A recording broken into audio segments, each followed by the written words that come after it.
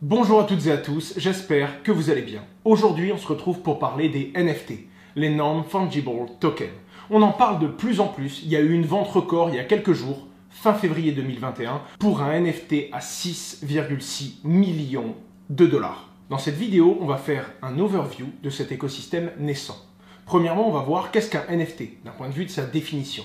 Et ensuite, on va voir que permet réellement la blockchain, où est-ce qu'elle apporte de la valeur, pourquoi on n'a pas fait ça avant, concrètement.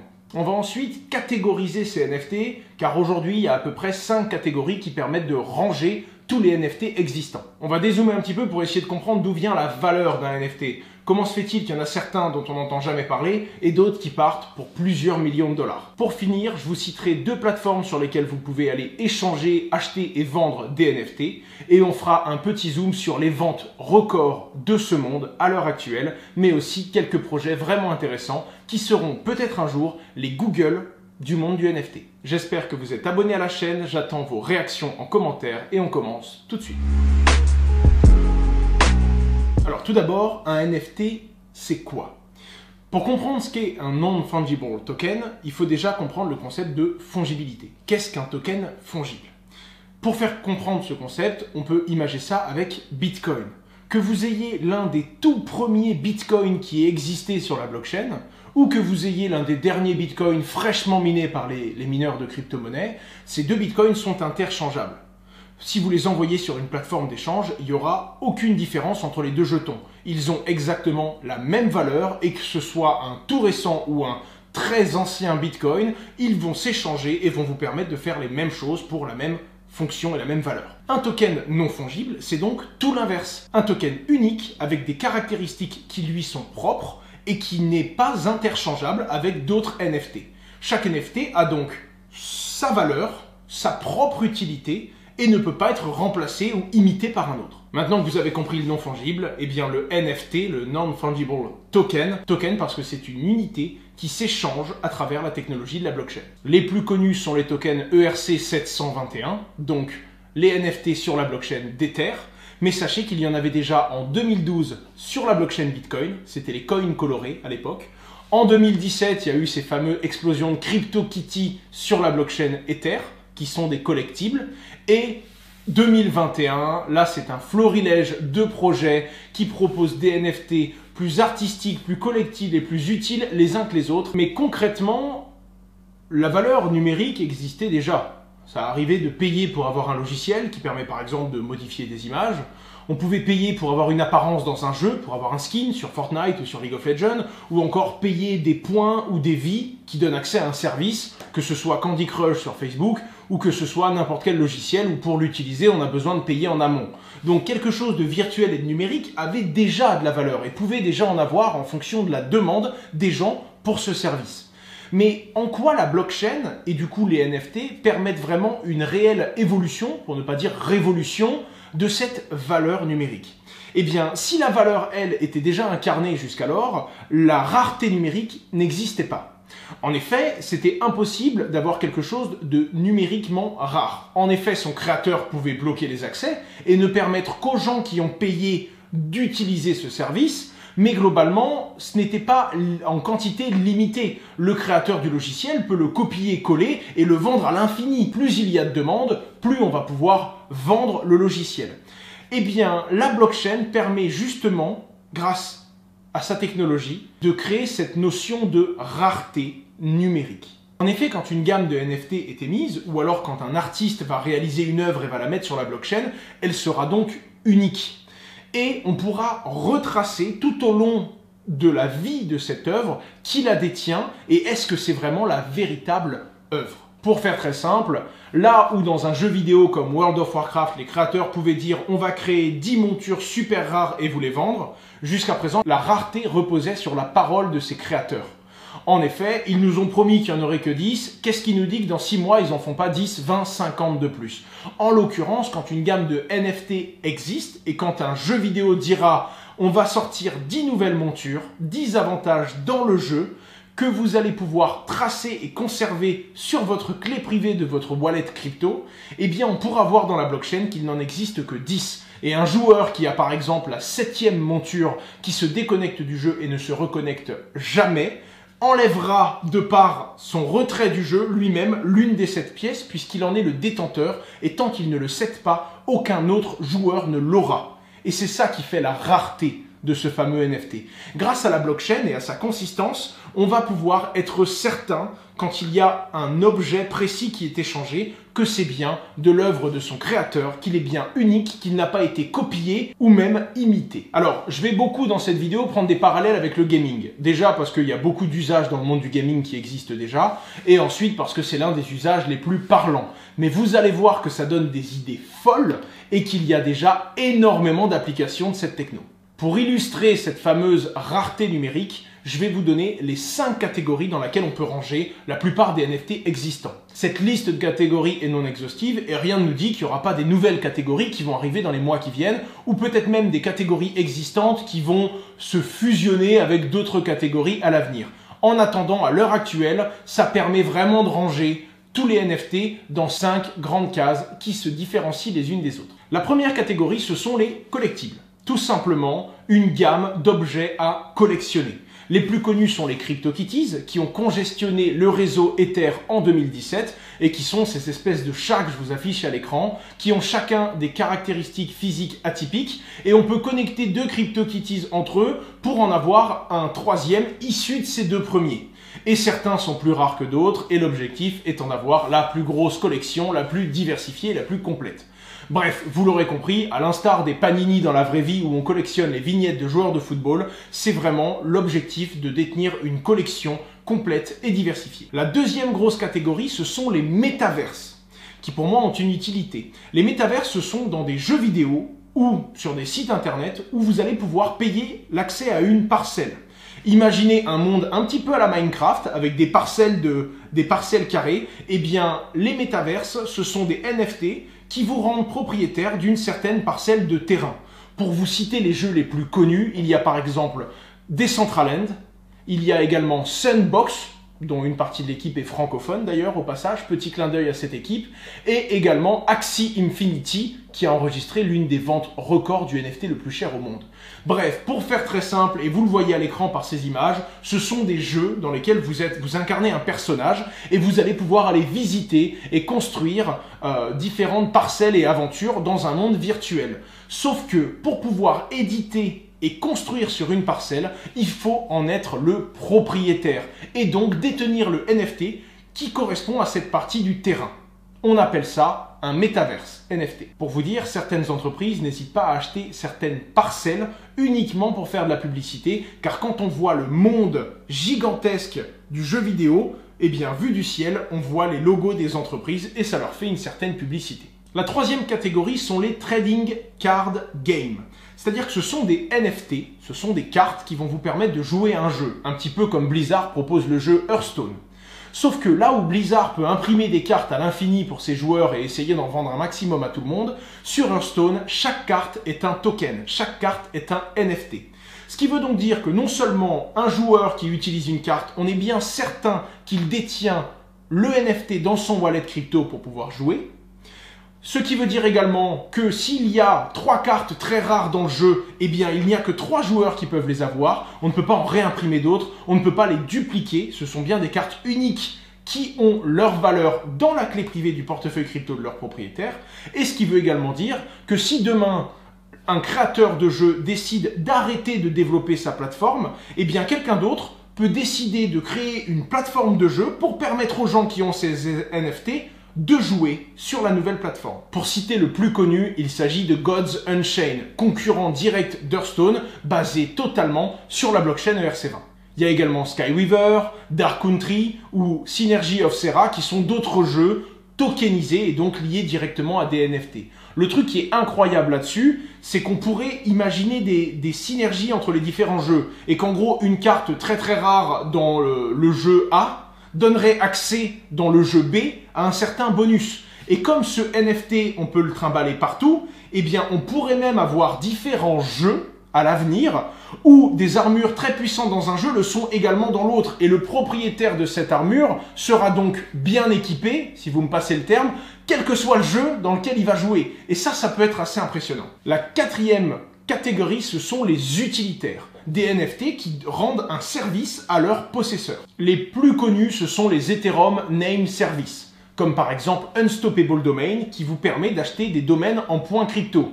Imaginons que j'ai acheté Hasher.crypto, eh bien ça va vous permettre quand vous allez m'envoyer de l'Ether ou une crypto-monnaie quelconque basée sur la blockchain Ether, au lieu de taper 0x blablabla toute mon adresse, eh bien je peux vous donner Hasher.crypto. Vous tapez juste Hasher.crypto, vous faites un paiement et ça arrive sur mon adresse. C'est un NFT que j'ai acheté et que j'ai connecté et relié à mon adresse Ether, comme un nom de domaine finalement.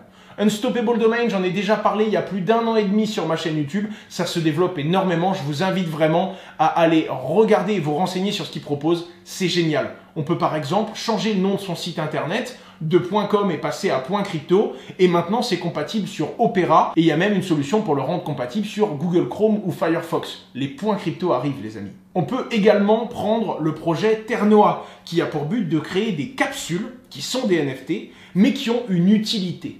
Ces capsules, en plus d'avoir un design qui va vous regarder et que vous allez pouvoir personnaliser, vous allez pouvoir mettre dans ces capsules des données. Ça peut être des photos, ça peut être des vidéos, une liste de textes, pourquoi pas de la valeur et les clés privées donnant accès à tous vos comptes, et vous allez pouvoir programmer cette capsule. L'objectif à la base, c'était de programmer son espèce de testament, un peu comme une bouteille à la mer, sauf qu'elle n'est pas dans la mer, elle est bel et bien dans la blockchain, et elle va respecter certaines variables. Des variables qui peuvent être, eh bien, si personne ne s'adresse à la capsule pendant 1 an, elle est envoyée automatiquement à cette adresse. Si l'oracle de Ternoa détecte que le propriétaire de cette capsule est mort, alors exécutez le plan de ce propriétaire qui est envoyer telles informations à telle adresse Ether, telles informations à telle adresse Bitcoin et envoyer telle vidéo à telle adresse pour que, une fois la personne décédée, son testament soit appliqué automatiquement et mécaniquement par la blockchain en envoyant toutes ces informations aux coordonnées qui ont été préalablement configurées dans la capsule. C'est un très jeune projet dont je suis advisor, je vous mets les liens dans la description si ça vous intéresse. Je pense que si le projet est mené à bien et qu'on arrive à retrouver cette utilité finale basée sur la blockchain, ça peut être totalement fou.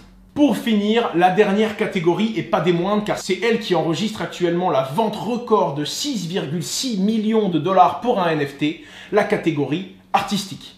N'importe quel artiste peut créer une œuvre et la mettre en ligne sur la blockchain en expliquant qu'elle est unique. Imaginez si Pablo Picasso avait eu la technologie de la blockchain entre les mains et qu'il avait créé une seule œuvre sur la blockchain. Aujourd'hui, tout le monde s'arracherait la possession de cette œuvre. Encore une fois, la valeur, en l'occurrence, dépend vraiment de l'artiste qui l'a mis en ligne, de la rareté et de l'appréciation que les gens ont pour l'œuvre. Tout comme je ne serais pas capable de vous dire ce que vaut le tableau Mona Lisa ou n'importe quelle autre œuvre d'art. Pour le coup, c'est quelque chose qui s'apprécie beaucoup plus. Il existe d'autres projets. Je vais vous en citer quelques-uns qui me tiennent à cœur en fin de vidéo, mais il y a énormément d'autres applications qui peuvent rentrer dans une catégorie, mais qui auront peut-être leur propre catégorie un jour. Je prends l'exemple d'Ariani. Ariani, c'est une entreprise qui travaille dans la traçabilité et l'authentification de pièces d'origine. Par exemple, la boutique Satoshi Studio, qui fait des chaussures, d'accord, qui s'appelle les Satoshi One et qui a différentes gammes de chaussures, travaille avec Ariani et quand vous commandez une paire de chaussures, vous la recevez chez vous, mais vous recevez également le NFT qui est attribué à cette chaussure, qui prouve qu'elle est unique. Ce qui fait d'ailleurs que vous ne pouvez pas acheter une fausse paire de Satoshi One, puisque vous allez demander le token qui va avec, et si la personne refuse de vous le donner, eh bien c'est que ce n'est pas son propriétaire, tout simplement. Et donc chaque objet est représenté par une copie infalsifiable dans la blockchain. Et donc vous pouvez tracer l'authenticité de certains objets que vous allez acheter sur Internet. La blockchain et ses fonctions sur la traçabilité sont déjà très utilisées par des grosses entreprises, comme par exemple Carrefour dans la traçabilité de ses aliments, ou encore LVMH dans la traçabilité des produits qu'ils vendent pour certifier l'originalité d'une pièce achetée par un particulier ou par une entreprise. Et comme on est dans la catégorie artistique des NFT, je voudrais vous parler de Terra Virtua et leur token, le TVK. C'est une entreprise avec laquelle j'ai bossé il y a quelques mois et qui propose un musée en réalité virtuelle. On peut créer un espace, y exposer tous les NFT que nous avons et le visiter ou le faire visiter à des gens qui ont un casque VR.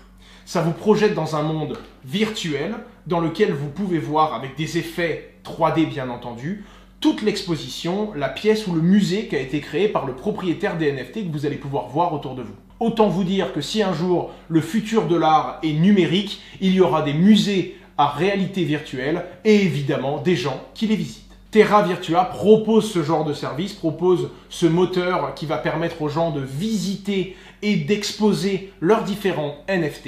Et pour le petit clin d'œil, ils ont signé Top Gun et font une gamme de NFT exclusive sur cette marque. Malgré tout, attention aux pièges. En effet, des pièges, il y en a et il peut y en avoir. Le problème, c'est que c'est une tendance. C'est une jeune technologie, tout le monde en parle en ce moment, c'est à la mode, et il y a des gens qui se jettent et qui achètent des NFT qu'ils n'utiliseront jamais, que plus personne ne voudra jamais, et pourtant, ils peuvent les acheter très cher. Faites attention à ça. Je ne suis personne pour dire ce qu'un objet vaut ou non. Encore une fois, c'est à l'appréciation de chacun. Mais beaucoup de ces objets sont surévalués.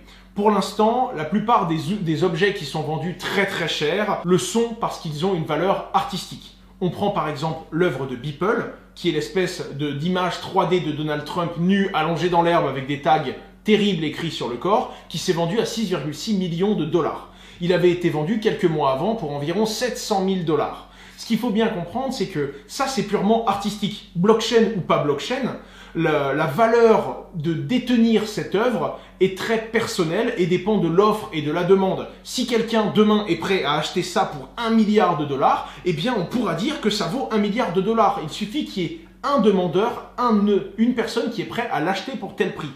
Faites juste attention quand ça croise le FOMO, ce fameux Fear of Missing Out, cette fameuse tendance que des influenceurs peuvent vous vendre en mode attention, ils sont super rares, ils sont super précieux, il n'y en aura pas d'autres, achetez-les, je les vends à 500 € pièce. Là, vous allez vous retrouver à peut-être acheter un NFT, mais avant de le faire, posez-vous bien la bonne question. D'où vient la valeur? Est-ce qu'il est utile? C'est d'ailleurs pour moi l'une des deux grosses natures de la valeur des NFT. Est-ce que c'est un objet qui est utile? Est-ce qu'il va vous permettre d'aller plus vite ou d'être plus fort dans un jeu vidéo? Est-ce qu'il va vous permettre, quand vous gagnez ce fameux NFT, de rencontrer dans la vraie vie les fondateurs de ce jeu ou de rencontrer l'artiste? Ou alors est-ce qu'il vous donne juste le droit de détenir cette œuvre que vous allez pouvoir exposer dans un musée virtuel ou alors simplement avoir la satisfaction de la détenir personnellement? Vous devez être capable de vous poser cette question. Est-ce qu'il est utile ou est-ce que sa valeur est purement artistique? Et dans les deux cas, si c'est utile et que ça vous apporte quelque chose, combien ça vaut, ce service que l'objet vous rend? S'il vous permet de faire une chose A ou une chose B, combien est-ce que vous seriez prêt à mettre pour avoir ce service? Car c'est ça la vraie valeur de l'objet. Et quand c'est une valeur purement artistique, rappelez-vous que c'est une question d'appréciation et vous pouvez vous demander, est-ce que je suis vraiment fier de le détenir pour cette somme? Est-ce que ça en vaut la chandelle ou est-ce que personnellement ça vous plaît? Si vous commencez à spéculer en mode « moi non, mais je pense que quelqu'un pourrait me le racheter plus cher », c'est un vrai pari qui, comme tout pari, peut être risqué. Si vous gardez ça en tête et toujours essayez de considérer la vraie valeur du NFT, vous tomberez dans beaucoup moins de pièges et je l'espère, vous ne vous retrouverez pas à acheter des NFT une fortune qui ne vous serviront jamais à rien. Avant de vous parler de quelques projets et de faire le point des 3 plus grosses ventes de l'histoire des NFT, parlons maintenant d'où est-ce qu'on peut les échanger. Globalement, c'est toujours pareil. Ce sont des plateformes décentralisées qui permettent aux vendeurs de rencontrer les acheteurs et des fois de faire soit une vente sèche, vous mettez un objet, vous mettez son prix en Ether et quelqu'un va pouvoir venir l'acheter, soit une enchère où les gens vont venir surenchérir comme c'est arrivé sur la fameuse œuvre de Beeple à 6,6 millions de dollars. Les gens vont faire des enchères et à la fin, à partir d'une certaine période, c'est le plus offrant qui remportera l'œuvre. Les deux plus grosses plateformes actuellement existantes, parce qu'il y en a qui arrivent, sont Rarible et OpenSea. Les liens sont dans la description et globalement, ce sont les deux endroits qui ont réalisé les plus gros échanges et où sont déjà exposés énormément de ces NFT, énormément de ces points crypto, de ces œuvres ou de ces tokens utiles. Alors en ce qui concerne les 3, on va dire même les 4 plus grosses ventes de crypto, il y a eu 4 faits marquants. Déjà, les 600 Ethers qui ont été achetés contre un CryptoKitty en 2017. À l'époque, ça représentait 170 000 dollars. C'est la première fois que quelqu'un gagnait autant en vendant, mais aussi que quelqu'un mettait autant d'argent pour acheter un CryptoKitty et donc un NFT. La deuxième tendance qu'on a vue, et c'était cette année, en 2021, ce sont les CryptoPunks. Il en existe que 10 000 dans le monde et c'est pour certains collectionneurs de NFT le Saint Graal, du moins à l'heure actuelle. Le plus cher s'est vendu à 650 Ethers en 2021, c'est-à-dire 1,24 million de dollars au moment de l'achat. Il avait été acheté à l'origine pour 645 dollars seulement. Dans le top 2 de ces ventes, il y a une vente qui a eu lieu au début du mois de février 2021 par Axie Infinity, donc un NFT Metaverse, l'accès à une passerelle super bien positionnée qui s'est vendue pour 888 Ethers, c'est-à-dire 1,5 million de dollars. C'était à ce moment-là le record absolu. Record qui s'est fait totalement exploser par la vente de l'artiste Beeple. Je vous invite vraiment à regarder son site internet car c'est déjà un artiste qui créait des œuvres numériques avant même de les baser sur la blockchain, d'accord? Il s'appelle William, si je dis pas de bêtises, et il vient de battre tous les records absolus de vente de NFT parce que quelqu'un a acheté sa fameuse œuvre sur Donald Trump qui s'affiche actuellement à l'écran pour 6,6 millions de dollars. Avant de terminer cette vidéo, j'aimerais revenir sur 3-4 projets que j'aime bien. Alors encore une fois, cette vidéo n'est pas du tout sponsorisée, mais j'adore les NFT et je collabore avec énormément de projets qui développent ou qui vont développer à l'avenir une solution sur ce domaine. En ce moment, il y a une grosse tendance, c'est Superfarm, qui veut créer une plateforme où n'importe qui va pouvoir premièrement créer son NFT, ensuite l'échanger parce que la plateforme proposera une espèce de plateforme, un espèce d'hôtel des ventes où n'importe qui peut venir proposer, acheter et vendre ses propres NFT, mais également du farming de NFT. Et oui, comme c'est une crypto-monnaie, il pourrait y avoir du farming. Vous pouvez dire, tous ceux qui détiennent le NFT que j'ai créé, eh bien ils recevront 10% de sa valeur en Ethers tous les mois. À partir du moment où le créateur fournit les Ethers pour rémunérer, eh bien il pourrait y avoir du farming de NFT. Et c'est également ce que va proposer Superfarm. Et encore une fois, comme ces tokens sont sur la blockchain, Superfarm pourrait agréger et vous pourriez voir dans la place des enchères de Superfarm des NFT qui viennent de n'importe où et de n'importe quel autre projet. Il y a même des solutions qui permettraient, quand vous avez certains NFT, d'obtenir d'autres NFT, les rendant encore plus rares et obligeant des collections complètes pour détenir certaines pièces très rares de l'écosystème. J'étais obligé évidemment de parler de deux autres projets, le projet Flow et le projet Ultra, et son token UOS que j'ai déjà présenté sur ma chaîne. Le projet Flow est un projet développé par certains créateurs de CryptoKitty à la base, donc des gens qui sont dans le monde du NFT depuis plus de 3 ans.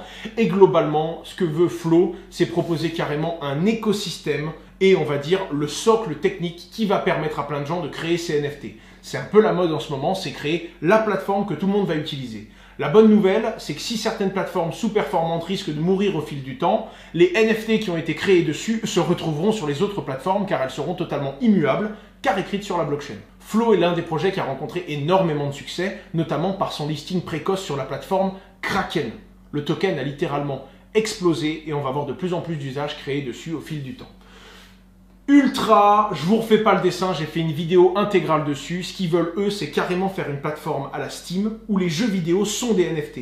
Quand vous avez arrêté de jouer, vous pouvez très bien revendre le jeu vidéo pour obtenir des Ethers et pour en racheter un autre. Par exemple, vous pouvez également dans ce jeu réaliser des missions qui vont vous faire gagner des NFT. NFT que vous pourrez revendre, pourquoi pas, pour racheter un autre jeu, ou NFT qui vont vous permettre de connecter le monde virtuel au monde réel. Imaginez un créateur de jeux vidéo qui organise un concours avec un boss final et le joueur le plus fort et le premier joueur qui arrive à exécuter le monstre en jeu reçoit un token qui n'est autre qu'une invitation à rencontrer les créateurs du jeu dans la vraie vie. On va pouvoir vraiment mettre des vrais gros coups de hache entre la barrière qu'il y a entre le monde virtuel et le monde réel, le dynamisant et donnant des outils fous aux créateurs du jeu pour indexer encore plus et pour faire vivre la communauté, et en donnant également de la gouvernance et des moyens supplémentaires aux utilisateurs de ce jeu. Il y a également Chain Guardian, qui veut se baser dans un second temps sur la blockchain Polkadot, mais qui est actuellement sur la blockchain Ether, et tous les jeux proposés par Chain Guardian, vous allez retrouver à l'intérieur des objets, des items, qui sont connectés à un NFT directement sur la blockchain. Ou encore Engine Coin, qui lui aussi se veut d'être dans le monde du gaming, la gamification, et tous les objets vont être connectés à des NFT.